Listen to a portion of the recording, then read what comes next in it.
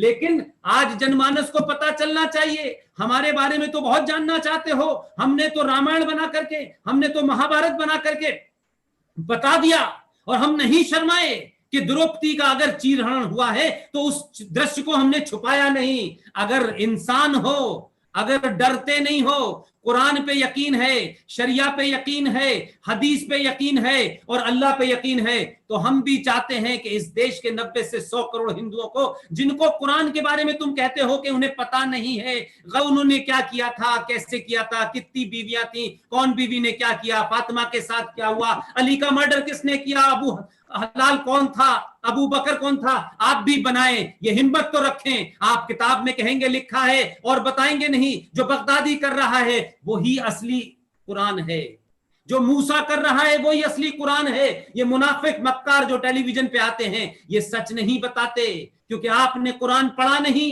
और उन्होंने आपको झूठ बताया। अब जैसे जैसे लोग कुरान पढ़ रहे हैं तो लोग पूछ रहे हैं आयशा की उम्र तो बताओ। जब तुम्हारे प्रॉफिट मोहम्मद की उम्र 54 थी तो आयशा की कितनी थी? और फातिमा बीवी के पति अली को आरएसएस के लोगों ने, यती नरसिंहारंग ने मारा था क्या जाकर के? अली का मर्डर किसने किया? हुसैन का मर्डर किसने किया? करबला की लड़ाई किस किस के बीच में हुई? बताओ। इसलिए यह लड़ाई सुरेश के चौहान की नहीं है, यह सुदर्शन की नहीं है, यह यूपीएससी की नहीं है। आप इसको समझें, यह सिर्फ बहाना है। हमें लार्जर जो इनका एजेंडा है वो छुप जाए, और इनके पास जो इनकी टैक्टिस है वो ये है कि आप अगर उंगली में सुई चुभ जाए तो पूरे मोहल्ले में हल्ला कर दो कि साहब 50 लोग मर्डर कर दिए गए हैं। और जब 50 लोगों का मर्डर हो जाए तो कोई पूरा देश गुलाम हो गया है। इनको इस हुनर में ये एक्सपर्ट हैं कि कैसे पब्लिक ओपिनियन को बनाया जा सकता है। इसलिए इनके पास अल्लाह मियां ने ना डेबिट कार्ड दिया ना क्रेडिट कार्ड दिया, लेकिन इन्होंने भारत में विक्टिम कार्ड जरूर ले लिया है। ये उसको जानते हैं हाउ टू प्ले, और उस तरीके से हर बड़ी छोटी सी बात को बड़ा बनाते हैं। इसलिए इस देश में 5 लाख कश्मीरी हिंदू पंडित और 2.5 लाख हिंदू कश्मीरियों का हत्या नरसंहार इस देश में चर्चा का विषय नहीं बनता, और अखलाक का विषय अमेरिका चला जाता है। मैं फिर कहता हूं, आप उनको कहते हैं, मैं कहता हूं सनातनी जिम्मेदार है, सनातनियों की चेतना जिम्मेदार है। क्यों नहीं उन्होंने सामूहिक चेतना के तहत अपनी बात को बड़े प्लेटफॉर्म पे रखा? वो एक आदमी की बात को बिहार के अंदर चुनाव का इश्यू बना देते हैं, अमेरिका का राष्ट्रपति तक पहुंच जाता है, यहां आने के बाद इंटॉलरेंस की बात होती है, दिल्ली में चर्चों पे हमला करने की बात झूठी साबित होती है। तो वो इसको प्ले करना जानते हैं और हम प्ले करना नहीं जानते, क्योंकि हमारे यहां कुछ अगड़े हैं, कुछ पिछड़े हैं, कुछ इस पार्टी के हैं, कुछ उस पार्टी के हैं, उनके लिए पार्टी कोई हो। और ट्रेजेडी देखिए कि शिवसेना आज उनकी सबसे फेवरेट पार्टी हो गई है, क्योंकि उनका एजेंडा उसके अंदर पूरा हो रहा है। और उस एजेंडे के तहत एक मक्कार नाम का नवाब मलिक मंत्री बन गया है। वहां पर एक नियम बनाया गया है, यती नरसिंहा जी, वहां एक नियम बनाया गया है कि मुसलमान लड़कों को पुलिस में भर्ती करने के लिए सरकार अलग से खाने की, पीने की, वर्दी की, जूतों की अलग से व्यवस्था करेगी, ताकि ये लकवा मारे हुए लोग, ये अपाहिज लोग जूते पहन के खड़े हो सके और भारत की पुलिस व्यवस्था में, सेना में जाके उसे लकवाग्रस्त कर दें। इसलिए हमारे देश में असल जगह तक आवाज न पहुंचे, इसलिए पहले ही चिल्ला चिल्ला के बंद कर दो। सुदर्शन जहर फैला रहा है, सुदर्शन ये कर रहा है, सुदर्शन से देश बट रहा है। अरे सुदर्शन नहीं था जब 1947 में देश बटा।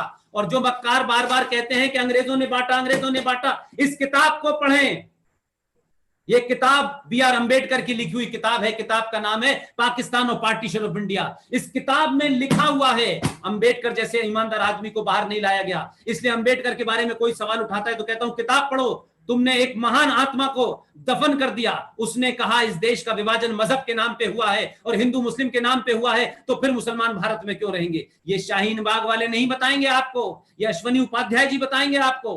इसलिए आज फिर एक बार इस पूरी लड़ाई में जो सुदर्शन चैनल के मालिक, उनकी टीम लड़ रही है, वो कभी भी किसी भी तरीके से अपने को अकेला अकेले को कॉर्नर न समझें और वो ये न लगे कि चंद जिहादियों के 1700-1800 जिहादियों ने एक चिट्ठी लिखी और देश की सुप्रीम कोर्ट के अंदर चेतना जाग गई और उन्होंने उनके इस प्रोग्राम को रोक दिया।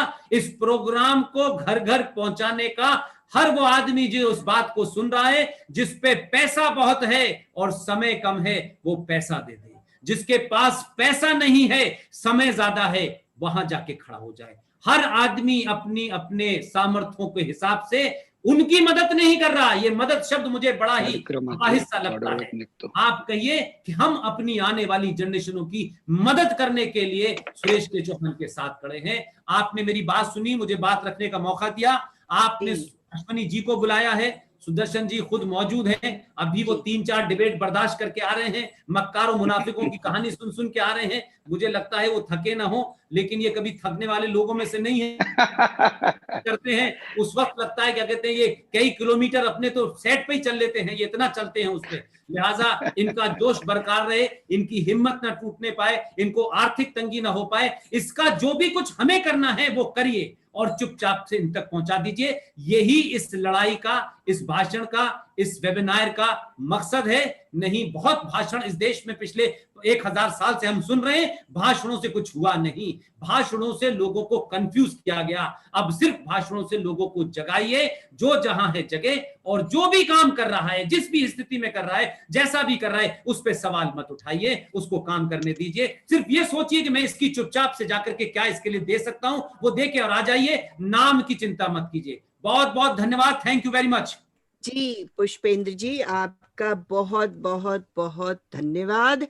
आप एक फोन कॉल करने से, मेरे एक टेक्स्ट में मैसेज भेजने से, आप जिस तरह से अपनी आवाज को लेके सबके सामने आ जाते हैं और पूरी शिद्दत के साथ, पूरे शौर्य के साथ, एक क्षत्रिय छात्र भाव से आप जिस तरह से निडर होके अपने विचारों को रखते हैं, वो अपने आप में सराहनीय है। लोगों को झिझोर देते हैं आप उनको अपनी जहां जो चेयर में, कई लोगों ने मेरे से कहा जहां वो चेयर में बैठे हैं वो बैठ के नहीं सुनते, वो खड़े होके आपको सुनना शुरू कर देते हैं।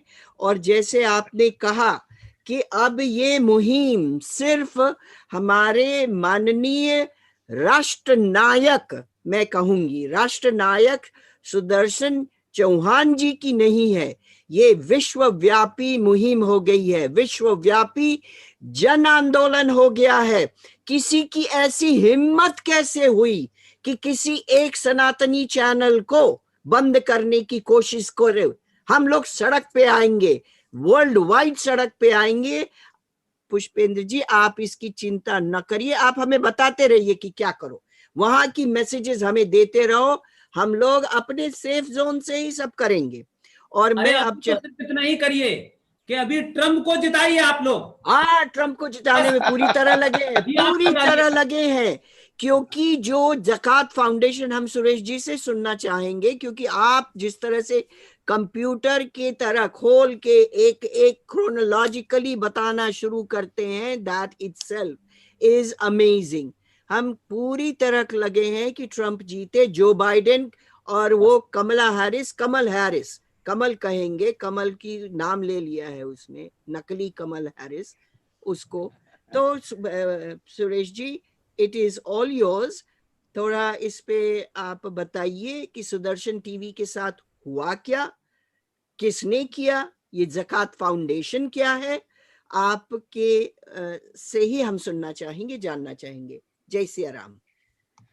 मुझे लगता है कि सारी बातें जहां पुष्पेंद्र जी हो वहां पर मैंने और क्या कहनी है। और आप लोग ऑलरेडी 440 होल्ड के रिचार्ज हो ही चुके हो, तो अब मैं थोड़ा सा तकनीकी विषय केवल आपको बताना चाहता हूं। मुझे लगता है कि ये यूपीएससी जिहाद क्या है, इसके लिए मेरा यूट्यूब देखिए ज्यादा प्रेफर है, क्योंकि उसको फिर मैं आपके सामने घंटा भर विश्लेषण करूं, आप लोग भी काफी देर से बैठे हुए। मैं बस 3-4 अपडेट आपको देना चाहता हूं। पहला, सुप्रीम कोर्ट में दुनिया के किसी भी देश में किसी भी न्यूज चैनल शो को नहीं रोका गया, ना भारत में भी कभी रोका गया। भारत में पहली बार किसी चैनल को रोका गया तो सुदर्शन के यूपीएससी जिहाद को रोका गया। इसके पीछे का तंत्र आप समझिए। और हाई कोर्ट में भी रोका गया, सुप्रीम कोर्ट में भी रोका गया। अब हमको उन्होंने वे आउट निकालने के लिए कहा है, क्योंकि अभी भारत के बाकी चैनलों पे उनकी इच्छा न होते हुए भी हमारे पीछे ये कहते हुए खड़ा होना पड़ रहा है कि चैनलों पर कोई नियंत्रण कोर्ट का नहीं होना चाहिए। तो जज साहब की कल की जो भाषा थी उसमें वो कह रहे कि हम भी ये पेंडोरा नहीं खोलना चाहते कि किसी चैनल पर कार्रवाई हो, नहीं तो हमारे तालुका जज से लेकर सुप्रीम कोर्ट के जज तक सबको यही काम करना पड़ेगा। उन्होंने हमको इशारे में ये कहा कि आप माफी मांगिए। तो मैं आपको वचन देता हूं, हमने उसी क्षण में, और हमारे वकील ने भी हमको पूछे बगैर ये कह दिया कि सुरेश चौहान के या सुदर्शन चैनल माफी मांग नहीं सकता, उनको पूछने की जरूरत नहीं। और मैं आपको वचन देता हूं, जज साहब मेरे ऊपर जो भी कार्रवाई करे, अगर उनको फांसी की सजा देने का भी आदेश है, चैनल का लाइसेंस कैंसिल करने का आदेश है, इतना अधिकार है उनके पास, तो वो भी दे दे, तो मैं माफी नहीं मांगूंगा। मैं इस पर कायम हूं। अभिनंदनीय। क्यों?